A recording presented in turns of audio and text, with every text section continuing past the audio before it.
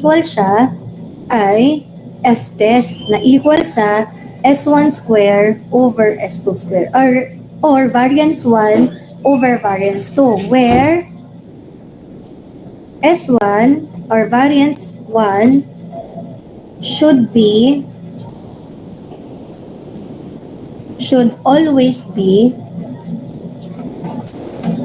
the larger variance.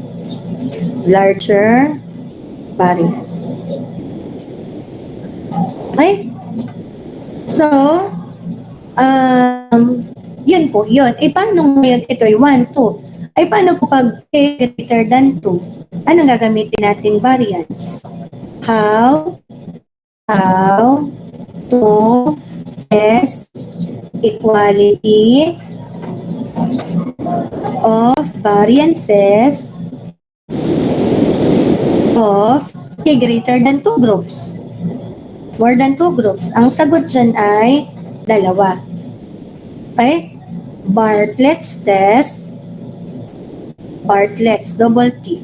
Bartlett's test and Cochrane's test. Okay? At yan po ang focus ng pag-aaralan natin today. I hope everyone will participate very well in our discussion. Let's have a quick checking of the attendance first. And this attendance checking class is, for the purpose lang na makita kung sinong early pumasok, pero hindi pa yan ang pinaka-attendance kasi ang pinaka-attendance natin ay yung participation. March 5, start.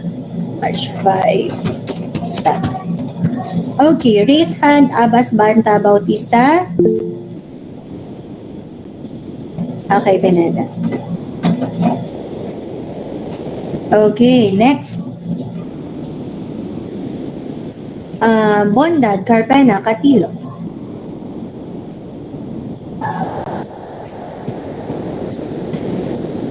Katimbang, Kumiya Cruzat.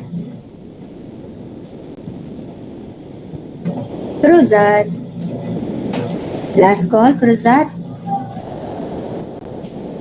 Yan. De La Paz Ferreira Generoso.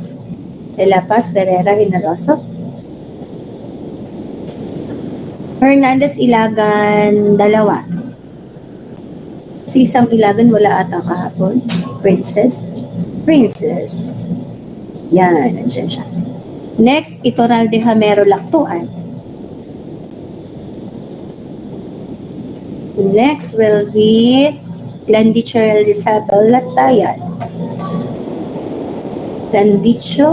Lardizabal Latayan. Ababa mo na yung mga natawag na. Yan. Next po, Linatok Makaspak Magbuhos.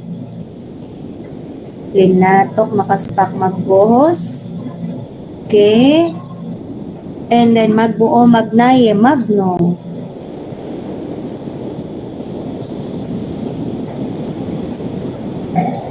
Magbuo, nandyan ka ba? Makaspak, baba ikaw ng kamay. Tapos na ikaw. Okay, last call, Jayden, Magbuo.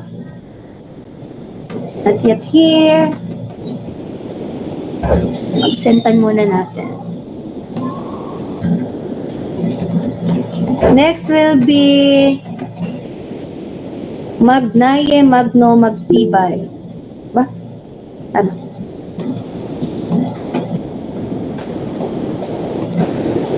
Malabanan, Marasigan, Marcelo.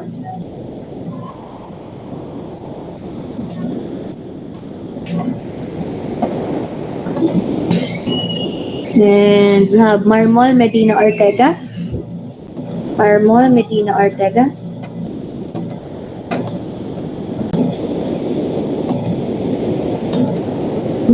Panganiban Pasha Piqueras. And next, we'll have Pineda Platon Kennery.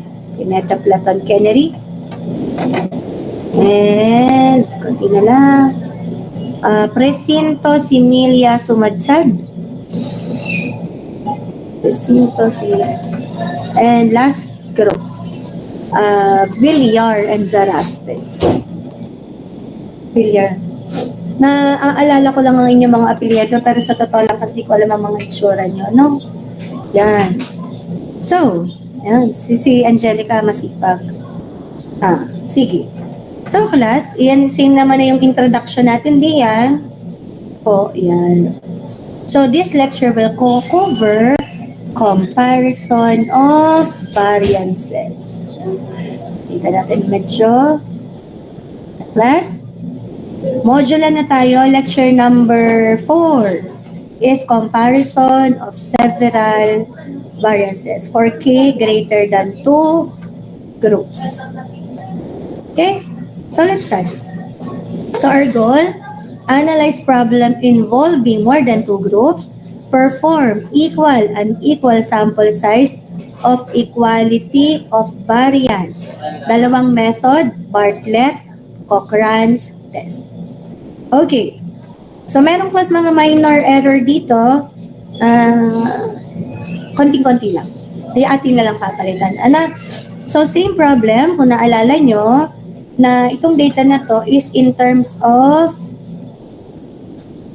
$100 class. $100 na sales. Okay? $100 per sales, which is average day. Class day 1, 2, 3, 4, 5, 6, 7, 8. So, meron tayong data tungkol ito kay Arfdog Food na nag-imbestiga kung ang average daily sales ba ay affected ng shelf height, in particular with several level, knee level, waist level, and eye level. Okay, so 0.01 ang level ng significance na gagamitin, napatunayan natin last time, okay? Sa equality plus test on equality of means. Ang naging solution natin kay Arfdog Food class, kay yung sa shelf height ay equal, hindi pala, not equal yung means, okay, unequal means, unequal, at doon sa solvent class, na problem B, ay unequal din, ang means. So, ang gusto natin alamin ngayon, tapos i-correlate natin mamaya or i-check natin later kung tama nga ba by an Excel demonstration yung ating mga na-solve. So, test for the equality variance, ang letter A natin ay Bartlett's test. Class, ang Bartlett's test ay pwede sa equal and unequal sample size. Unequal sample size. Okay, so the test we shall use, Bartlett test, is based on a statistic whose sampling distribution provide exact critical values when the sample size are equal or it could be not equal. So, for our hypothesis, so variance 1 is equal to variance 2 is equal to variance 3 and is equal to the variance of the case group. And each one, variances are not all equal. Okay, so there could be at least one variance which is different from the others. Okay, so actually class, yan ang ginagamit natin as first step. Of course, our second step is to declare your alpha. Yan. Tapos, so, para sa ating problem, itong ating hypothesis, step 1, step 2, given sa problem class, use an alpha of 0.01. So, step 2 natin ay 0.01. Siyempre, class, alpha. May step 3 tayo. So, kung pwede kayo magsulat sa backpage nyo para sa ordering ng hypothesis testing, ang step 3 po natin, class, ay step 3. Napin muna natin, jump into the step 3. Ito po yun. Yan. So, ang step 3 natin, class, yung ating critical rule or decision criteria. Critical rule of rejection. Ng ano? Rejection ng null hypothesis. Okay?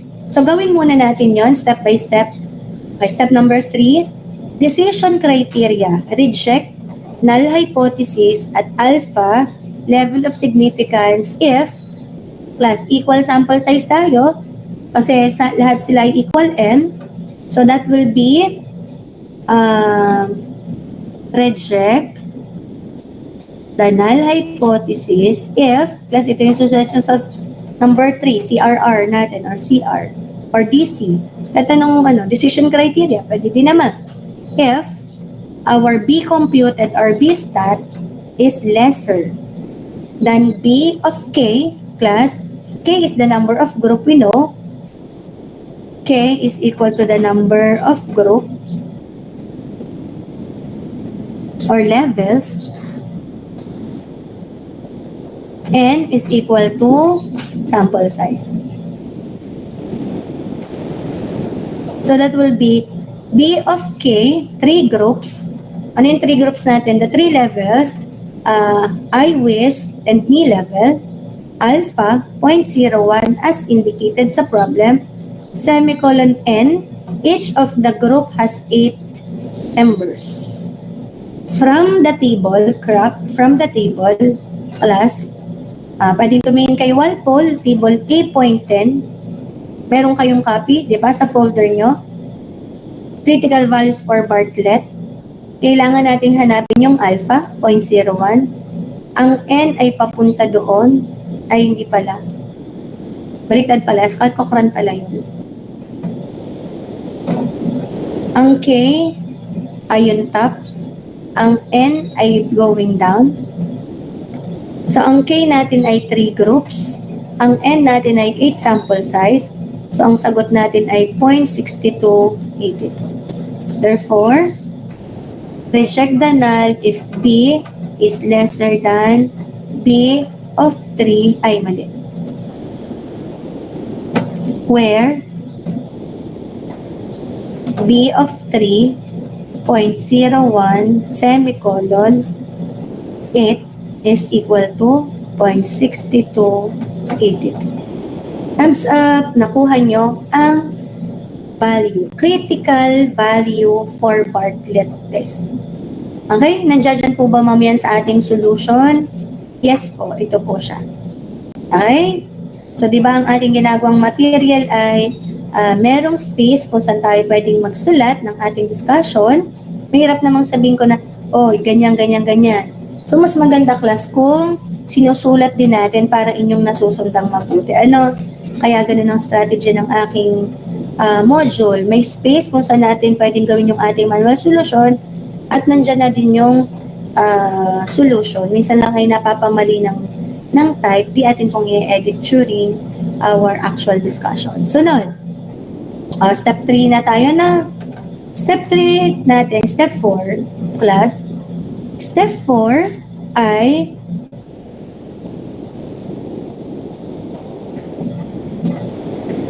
ito yung mga gagawin. Ko-compute mo muna daw yung mga values which is ginawa natin last time. Di ba, class? Nag-solve na tayo, nilagyan na natin ang data ng variances. And then, yung summation daw ng NI ay equal sa uppercase N. Kukunin din natin, class, ang combined sample variances na tinatawag nating pooled estimate variance, SP squared. SP squared. So, yun yung step. At ang step 3 dyan, solve for your B computed or B comp which is equal to your B stat. Okay, yan ang next step. B statistic. So, class, kailangan natin yan. Isosolve mo. Pero di ba nagawa na natin siya last time, hindi na natin pa isusulat ngayon. O, hindi ko na dinihingin. I-check nyo na lang. So, dito, ari yung step natin. 4.1. Ay, step 4.1. Yung isosolve mo, yung S square at N. Paki-check nga kung tama po ang mga ito. Magse-send ng ng summation, class ito, isi-send. Ang una, i-check nyo muna, ito ba yung mga nakuha nating value? I-confirm nyo kung tama itong mga values na nakikita nyo dito sa screen by sending sum of S square sa ating chat box. At actually, ito naman yung sagot. So, kindly verify the content of this table. Okay? Na-solve natin last time. If you are confirming that S square, and summation of the S square or the variances is correct, can you please send sum of the variance? Sum S square. Ay, naka-caps lock pala ako. Sum S square equals.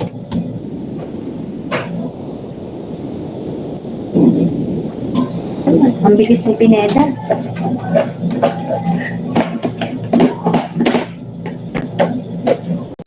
Pineda, wag kang malilito during exam ha. Kumbaga yung pagiging sobrang mabilis mo na, nakaka-comply ka palagi during this. Kapag ko kasi siya, very good yan sa akin. Ay i-reflect mo din kapag nasa, na tayo, sa examination. All of you, of course, all of you. Sana huwag nyo makalimutan. So, niko-confirm nyo na tama ang ating sagot. So, class, nakuha yung data ng summation ng sum square. Okay, next. Step 4.1 yan. Sunod class, step 4.2. Okay, ang step 4.2 ay yung pagsusolve ng SP square na may formula na equal sa, sulat natin, SP square is equal to 1 over n minus k, okay, n minus k multiplied by summation, kopyahin yung aking susunod, n minus 1, ni minus 1 multiplied by si square. Close. Yan. Ba't ko ganun nilagay sa pula? Baba natin, class. Para mabasa.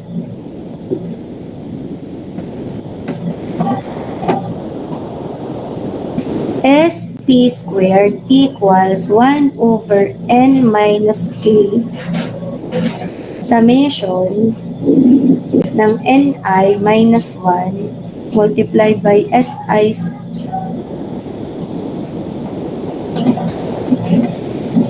variance is close here. Yan.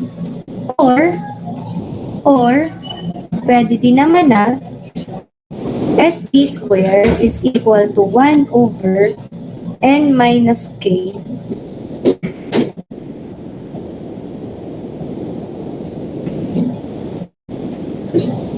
n minus k ni minus 1 summation ng S1 square, SI square. Yan. This is 4 equal sample size only. Plus, sinulat ko, 4 equal sample size lang yan. Yan. So, where summation of ni is equal to uppercase n. Ating gawin ang substitution. Hindi masyadong malaki. Yan, nandito yung data. Somewhat small. Yan. SP square is 1 over n. Uppercase n. Summation of the ni, which is 24. Summation of ni, which is equal to uppercase n. So, 24. And class, our K is equal to 3 groups. Alin po yung 3 groups? Yung ni, yung I, at yung 11. Okay? So, 1 over 24 minus 3 multiplied by n minus 1. Group 1 minus 1. That is 8 minus 1 multiplied by the variance. Yun. Sunod, plus 8 minus 1 multiplied by the variance. Yun. Plus 8 minus 1 multiplied by the variance. Yun. Okay? Tapos, or. Burahin ko na class. Aking sinulat na yun. Baka pagulo pa. Yun. Okay? Or, pwede naman na, yung variance are, i-add mo muna. Pag na-add mo, saka mo i-multiply sa 8 minus 1. Kasi pare-pareho naman silang 8 minus 1. Kaya, makikita nyo class dito yun. So, itong formula na ito, yan yung substitution. Itong formula na equal sample size naman siya, ito yung substitution. Or, this formula. Nakalabas yung 8 minus 1. Tapos, ito lamang ating mga variances. Okay? Kung naintindihan niyo po at nag-aagree kayo, walang katanungan, pwedeng magtanong naman, ay isend nyo na po yung value ng pooled variance SP square.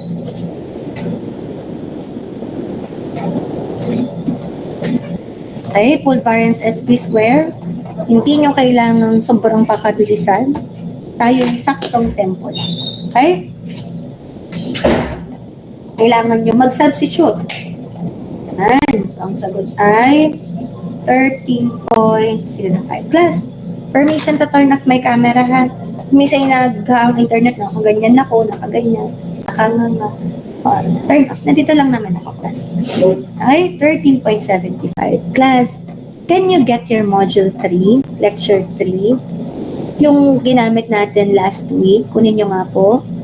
Di ba meron tayong ginawang analysis of variance? Ano? At tingnan mo, diga class ari yung S square. Sabi sa formula or yes, ari S1 square, ari S square na equal sa MSE. Alam nyo class, yan din yung SP square natin. Yan din yung pooled variance. Agree ba? Send your heart shape. Yeah. Nakakita nyo.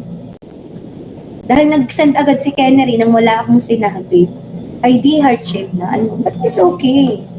Very good. Talong sabi ni Kennery, wow, yun pala yun. Right, class? Iba, may tanong ako. Pagka kami ho ay may ANOVA na table, edi ho meron ng SP square sa exam ka po. Pag isa-substitute namin kay Bartlett's test, pwede na gawin hindi kami mag-solve yung SP square na napakahabang formula na iyan. Kunin na lang natin yun sa table. Pwede naman. Kung confident ka sa laman ng ANOVA table mo. Kung ako, i-recommend ko sa inyo na gamitin nyo pa rin yung formula ng SP square, at least may double checking ka para matama o ma-confirm mo kung tama nga ba yung iyong ANOVA. Di ba, class? Do you agree? Thumbs up.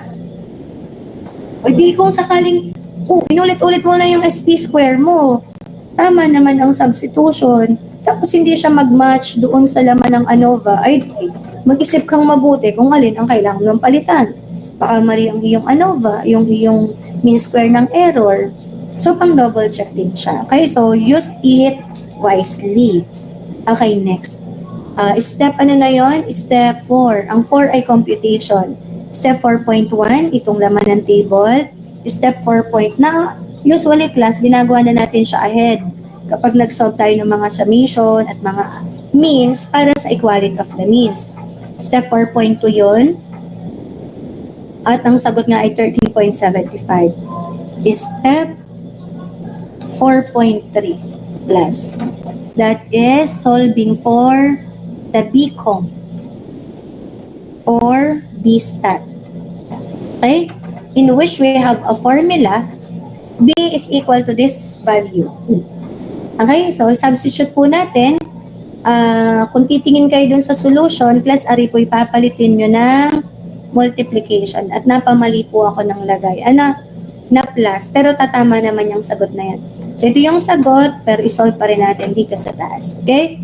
So, our B value is equal to SP squared. Kakakompute lang natin, 13.75. Sabi dito yung S1 square, S1, variance 1, 13.14. I-square pa ba, ma'am? Aba, hindi, kasi S-square yan. O, yan ang kadalasang pinagmamalian. Titingin ka kung S ba or S-square ba. Ano, so, pag doon pa lang ay lito ka na sa standard deviation na value, ay malaki ang iyong delikado. Ano, N1, 8 minus 1. Multiplied by second variance, 6.9821, 8 minus 1 also, hanggang dulo. Kung ilan class yun, di ganun kadaming multiplication. Eh dahil 3 groups lang to, hanggang 3 variances na squared. Okay? Close. Raise to 1 over 24 data we have minus 3 groups. What is your B? B po.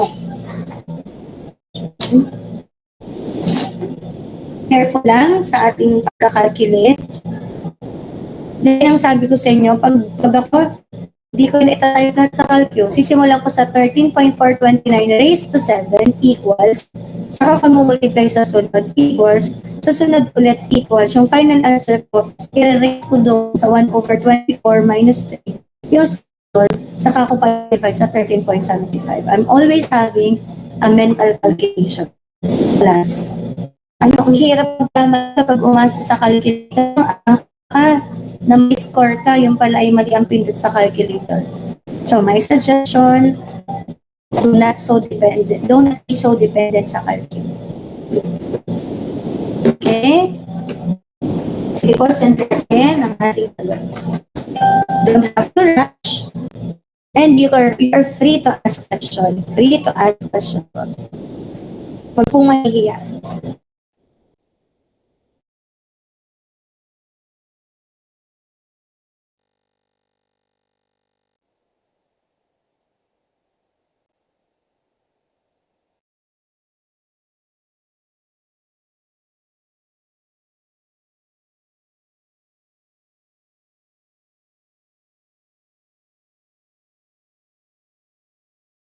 Galing niyo po ulit balitan. Punta ulit kayo dun sa fix na chef mo. Chef, na pangalan sa iba. Chef menu. You go to 3, engineering format. Dun sa mga ibang calculator.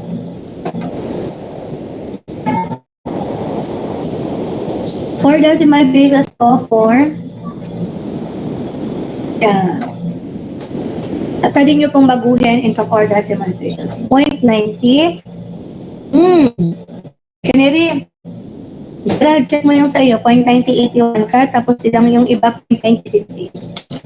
Slight difference, but you have to check. Why?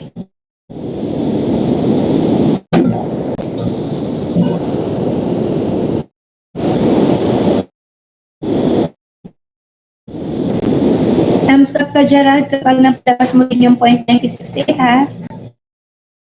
Hindi natin alam kung mali sila o mali ikaw. Maliit lang namang value. Okay, nag-thumbs up na siya.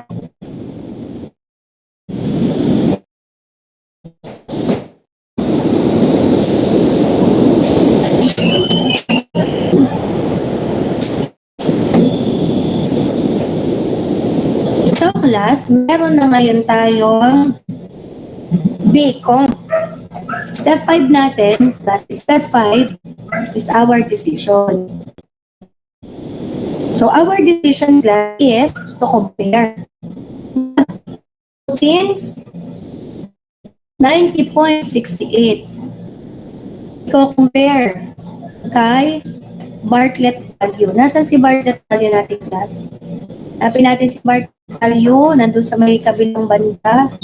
0.6282. Nga, i-arrange na sa 0.6282. 0.62, ating paluagin ang pagkakatulan. 0.6282. Since 0.9068, as we compare to 0.6282, and that is greater. That's greater. E anong rule? Pag Bartlett's test, it should be greater to reject the null hypothesis. Ah? Hindi pala. Hindi pala. Class, hindi pala. Less than pala. Ayan. Tinawag ko hindi pala. Less than dapat para ma-reject yung null. Therefore, so tama naman, 0.9068 yun. Sana hindi nyo dito kapit, sinolve nyo, yan. So dahil greater yun, sabi dapat maging equal, dapat ang decision? Accept natin ang decision. Reject null, H0, hindi HO ha, yung mga nag-OO pa dyan. Ay ang lang ang HO at H1, nalipo yun. H0 at H1. Pag-send ng decision, accept H0 or reject H0.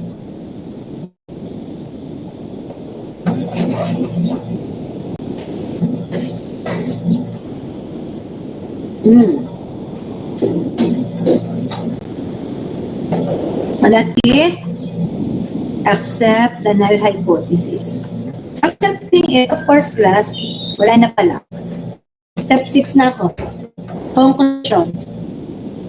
So we can say that at alpha of 0.01, the variances of the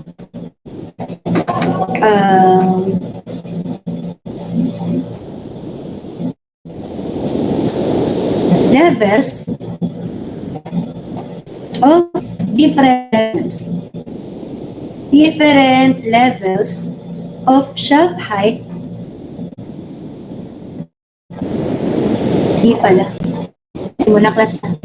May dagdag ako.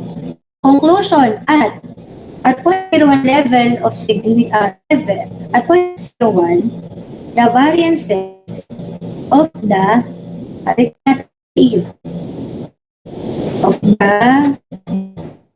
ano ba yung data natin? Hindi natin ay sales.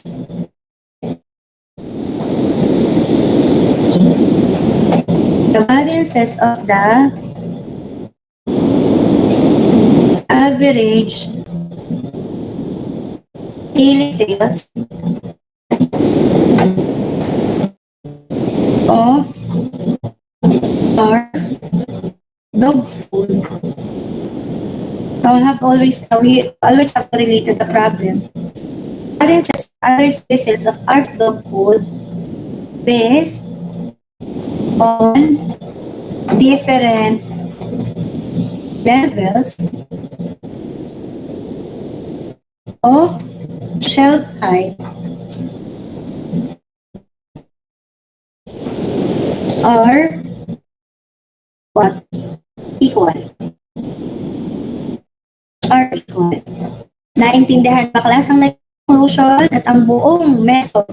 Step 1, statement hypothesis. Step 2, state your alpha. Step 3, your decision criteria, critical rule of rejection. Step 4, we have 3 steps. 1, to solve for the variances, okay, the data which is needed for the computation. 4.2, solve for the full variance p squared. Step 4.3, solve for the value of the partlets. Okay, step number 5, compare your 3 and 4 result and make a decision based on step number 3. Step number 6, interpret your answer in number 5. Raise hand ang, di pala, thumbs down ang may tanong. Thumbs down ang may tanong. Wala. Okay. Sige, tutuloy na tayo sa sunod na test. So, ayan class, yung mga step, nandiyan po yung mga solution. Ilagay po natin, same naman tayo na step 5 and 6. So, variances of the sales, so mas hinabaan ko lang na. Next, let's have method B, which is called Cochrane's test. Class, si Cochrane ay sa equal only. Right? Equal lang. Equal. Or equal sample size only. Okay? Yun ang inyong tatandaan, class. I-read natin. Highlight nyo yon for equal sample size only. Okay? So, class, meron siyang test statistic, si Cochran, na yan. Ay, fa-follow natin yung step niya. So, pwede tayong magsimula ng solution dito. Sulat ko dito, class, yung aking mga solution. Yan. Utilize this space mula sa step 1. Okay, we utilize Cochran. State your hypothesis. Variance of the knee level is equal to the variance of the eye level, waist muna, of the waist level, this is group 2, which is equal to the variance of the knee level. Each one, the variances are not all equal. Step number 2, alpha 0.05. Okay, check nyo, class. 0.05 yung ginamit natin last time. Step 3, our decision criteria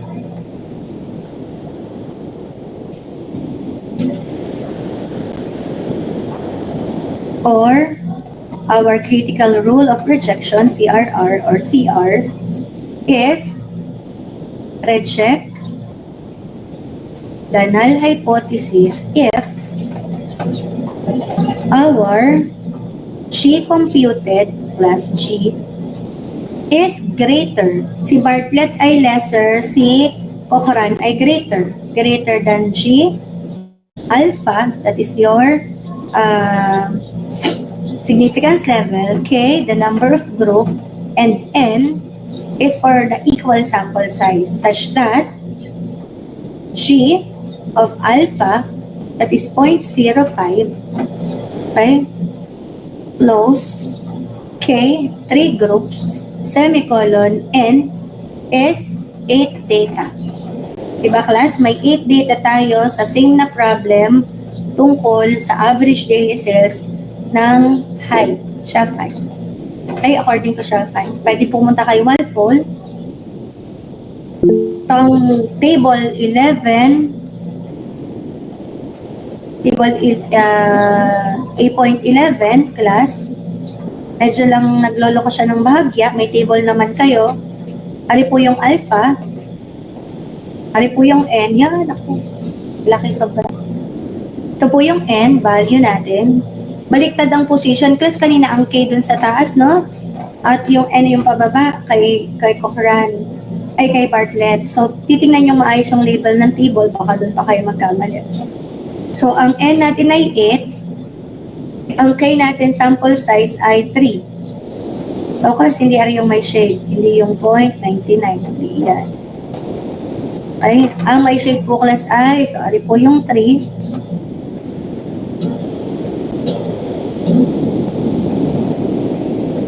Dulo ko rin aking so that is N8, K is 3, so K is going down, plus K is going down, N is horizontal, yan, N is horizontal, so the value is 0.7385. Ay, di na naman sa ating table, meron din akong kinarap. Medyo malabo-labo ng kaunti. Tayo lang natin mag-okay. Cochran 0.01.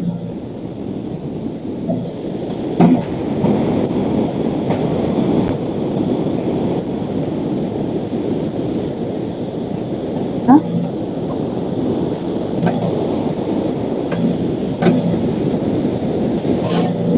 Bakit? Bakit kayo nagkakaganyan? 0.01. Mas dapat pala ito na lang. 0.01. N is 8. K is 3. The intersection 0.7335. Balik tayo dun sa taas. So, ang ating sagot ay 0.7335. Tama ka nga. 0.73. Mexis po. Saglit lang. Ma'am, hindi. Hindi Mr. Pin... Ay, oo nga. 0.01. Hindi pa pala ako nagbabago. Kaya ako class na sabing 0.05, patawad na. Ay, dahil akala ko ay nasa second problem tayo, the unequal. Yun ang aking binabanggit, 0.01. Okay, palitan po natin. Thank you po. Yan. Kasi class, kapag nakita nyo nakashow tong aking screen na to, ibig sabihin nun, hindi pa ako bumabalik doon sa, as long as hindi ko nababasa, ibig sabihin ay, o hindi ako nagre-respond sa chat nyo, ibig sabihin, hindi pa ako bumabalik doon sa Gmeet screen. So, gagawin nyo po pag gano'n, yan, you call my attention by talking. Okay? Ano po tayo? Thumbs up. So far, ay maliwanag sa 1 to 3 steps. Thank you, Pineda. Just call my attention. Tama nga naman, 0.01. I was thinking of, nandun na tayo sa second problem. Tayo nga pala yung second method of the same problem. Yan, okay na. Again, wag po tayo mahiya magtatanong. Or, maiksi lang kasi ang solution ni Cochran, kaya kasya naman dyan. So, we solve na. It could be an upper G or it could be the smaller G. Hindi ka lang ako gumagamit ng G na gano'n kasi nagmumukha siyang 9. Ay di yun na lamang ganyan parang pusay. So, ang ating G ay equal sa largest of the SI. Tingnan natin yung table. This is the largest, 21.125.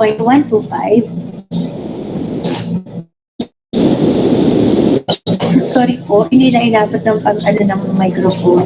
Na-tune ako. Ilan dito kasi. 21.125 divided by the summation of all the variances, 40.55. And can you please send G stat on the late. Pabawasan ko ha. Ng iyong 10, i-8 ko muna. Mabalas ka dyan? Ha? Ako inisisipon. Ako kasi katabi ng aircon. Sipon ako. Okay, send mo natin yung Cochran's value. 0.5121. Okay? 0.5121, which is our G stat. Okay. Step 5. We make our decision. Okay? Decision.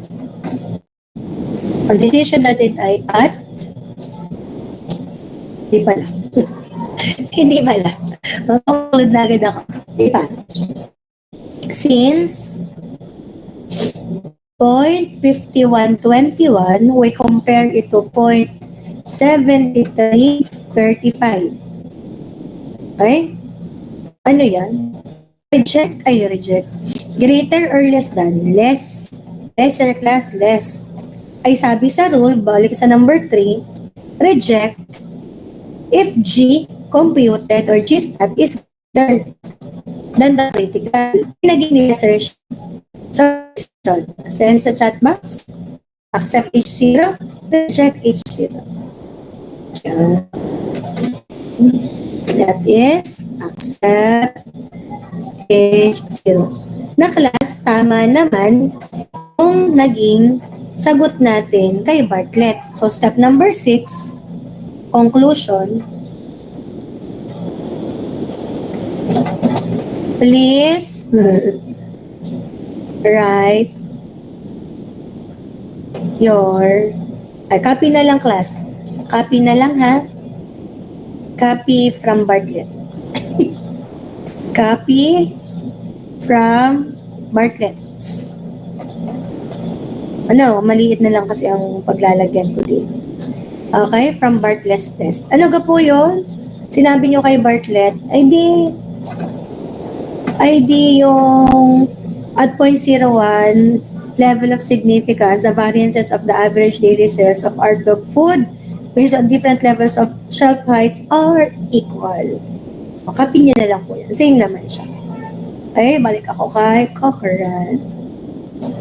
O, nakatapos tayo ng dalawang procedure, Bartlett and Cochran's test of testing the equality of the variances. Equal sample size, clap clap, you understand, no question at all, thumbs down if you have question. And will accommodate, o pwede po kayo mag-raise hand, baka hindi ko makita yung thumbs down mo. Yon, kaya na. Procedural pa rin, class. Procedural. Walang involved na masyadong probability. Kaya huwag kayo malito sa step sa exam, ha? Ang stat 2 ay mahaba, pero doable. Ang ma-aid ko sa inyo, dahil dadalawang oras yung exam, ay di, kunwari, wag nang ipasolve sa kanila, kunwari lang, ha? Basta may mga shortcuts na lang akong gagawin. Ay yung parang alam ko na masasakto siya. Parang nung nag-quiz tayo sa simple linear regression, kaya ba ng 30 minutes ang magawa ng matrix at maghanap ng coefficient? Hindi na. Binigay ko na yung Excel copy. Para nanduto na yung coefficient. Meron ako mga shortcut. Nilagay ko na yung mga ANOVA. May table na. May nagtatanong, ma'am, provide niyo po yung table. Hindi ko alam. Provide niyo po yung formula. Hindi ko din alam. Pero class, huwag niyong i-assume na, si ma'am, sa midterm ay magpo-provide ulit ng formula, kaya hindi ko na-aaralin kasi kami naman ay pinapasakay lang nung memorize. O hindi, baka kayo ay magulat kapag wala na dun ang formula. Okay ba? Naiintindihan niyo ba? Nasasauluhin niyo pa rin para magiging handa? At baka magulantang kang wala pa lang pin-provide na formula. Kasi po, kala ko ma'am, nagpo-provide na kayo kagaya ng dati. Sabi nyo, hindi naman, tas nilagay nyo. Ay ano yun, discard-discarded. So palagi dapat na susugod ng may sandata. Okay, let us continue. So class, natapos na natin si Cochran. At yan ang ating naging sagot. Tama naman. Okay, so hindi nga po equal yung kanilang variances. Ma'am, alin sa palagay ninyo ang hindi equal? Evaluate natin, class. Gusto niyo bang malaman na hindi equal ang variances nila? Ito, medyo may kasi sa totoo lang mag-interpret ng variances values ng 13, 7, and 21. So, tingin ko, aring 21 plus, medyo kakaiba dun sa dalawa. Aring 13 at 7, chance pa yung mag-equal plus. May chance pa. Pwede nyo bahin dito. Plus 64, parang hindi siya mag-equal kay 4.59. Pwede nyo din gamitin yung S to verify. Pero ang una kong tingin dito, class, variance ng group 3, parang ba? Pero, hindi pala. Mali pala ako. Ulitin ko, rephrase ako. I'm thinking of number 2 again. I'm sorry. So, class, pag sa variance ka titingin, medyo yung 21.125 ay mas malaki kumpara sa iba. Alam nyo kung saan ako nag-check? Kung saan nag-check ng equality dito na lamang sa pangalan yan, sa S. Mas madali siyang compare. But we can only have assumption and our mental assumption would not be really statistically correct. Ako pag nag-assume, feeling ko yung 4.59 hindi pala siya i-equal or yung 21.125. Pero, based on the test, equal pala ang variances. So, may isa pa tayong method. Yun po ay si Bartlett. Okay, 8.2. Kanina, si Cochran ay B, so we have 8.2 Bartlett's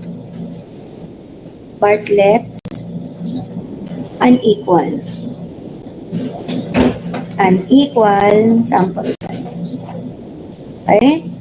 unequal, sample size. So class, so ito yung data natin ng chemical solvents na may 3 groups ulit or 3 levels.